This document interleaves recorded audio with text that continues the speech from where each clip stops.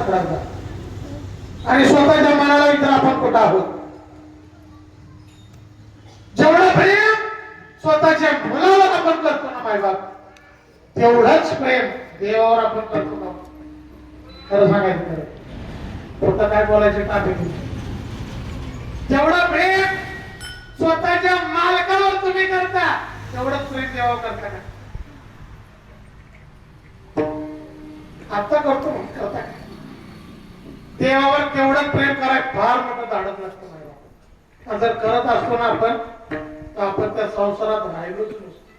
त्याला प्रमाण मी सांगतो तुम्हाला. देव पहावयाशी गेलो, तेथे देवाची होळी ठेवली.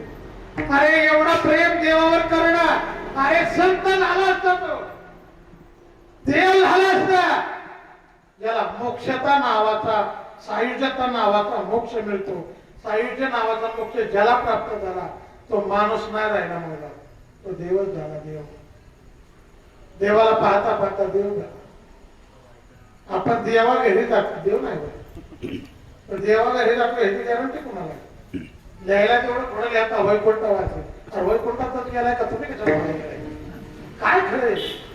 फार अवघड आहे महाराज. प्रेम करा, सामान्य प्रेम सर्वांवर करा, पण विशेष प्रेम फक्त देवावर करा, कारण देवच आहे. हे बघा, अलंकार मी मेलो ना, अतुल महाराज मेला तरी कोण काढू शकतो?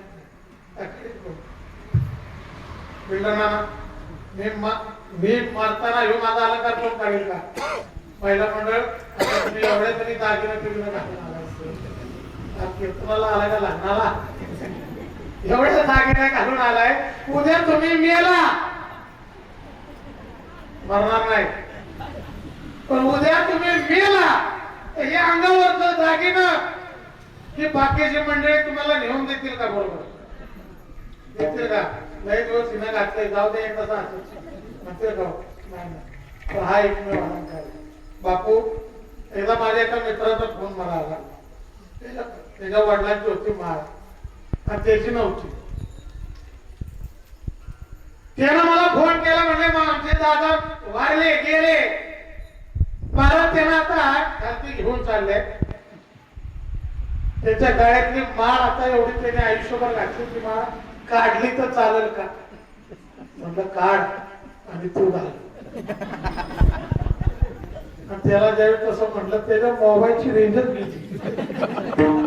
काय सांगा असे प्रश्न असतात, अनेकांच्या रेंज निघून जातात. नाही, हा एकच अलंकार आहे, शेवटपर्यंत तुमच्या बरोबर आहे, तरी लोकांना माळ घालायचा कंटाळा.